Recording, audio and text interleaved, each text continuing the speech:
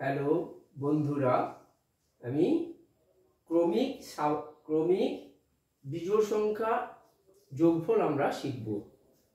আমরা ক্রমিক বিজোড় সংখ্যা কি? প্রথম সংখ্যা 1, তারপরে 3, তারপর 5, 7, 9, 11, 13।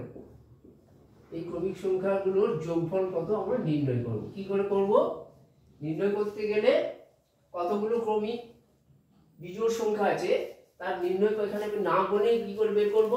শেষের অঙ্কটাকে দেখব, শেষের বিজোড় সংখ্যাটা কত আছে 13। তাহলে এর সাথে 1 যোগ করে দেব। 13 এর সাথে 1 যোগ করলে কত হবে? 1 যোগ করে দিলে হয়ে যাবে 14। তাহলে 14। আবার একে 2 দিয়ে ভাগ করে দেব। একে যদি আমরা 2 দিয়ে ভাগ করে দিই তাহলে সেই ভাগফল যত হবে ততগুলো সংখ্যা এখানে নিশ্চয়ই দেওয়া আছে। গুণে দেখি একটা প্রুফ করে 1 2 3 4 5 6 7। তাহলে আমরা ক্রমিক বিজোড় সংখ্যা যোগফল যখন নির্ণয় করব তাহলে তার শেষের সংখ্যাটাকে দেখে নিয়ে তার সাথে 1 যোগ করে 2 দিয়ে ভাগ করলে মোট সংখ্যা কতগুলো বিজোড় সংখ্যা দেওয়া আছে সেটা পেয়ে গেলাম। এবার এর যোগফলটা কিভাবে নির্ণয় করব? এই যে মোট সংখ্যা পেয়ে গেছি, এই মোট সংখ্যাকে ওই মোট সংখ্যা দিয়ে গুণ করে দেব। তাহলে কত হবে? 7 গুণিতক 7, 7 সাথে 49। এটা হয়ে যাবে আমাদের এটার যোগফল। এবার আমরা আবার যে কোনো একটা সংখ্যা নেই, আবার ক্রমিক সংখ্যা নিলাম। ও 1 থেকে ধরো 99 পর্যন্ত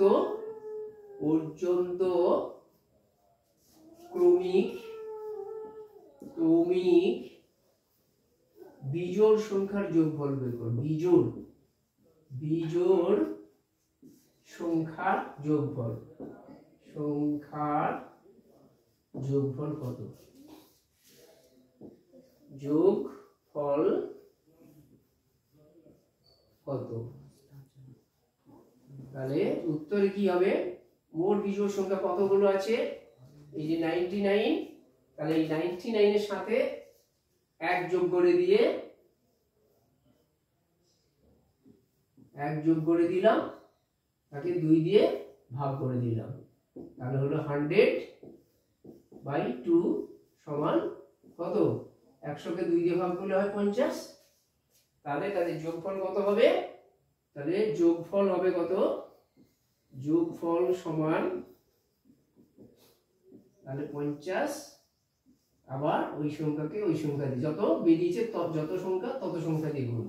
50 গুণিত 50।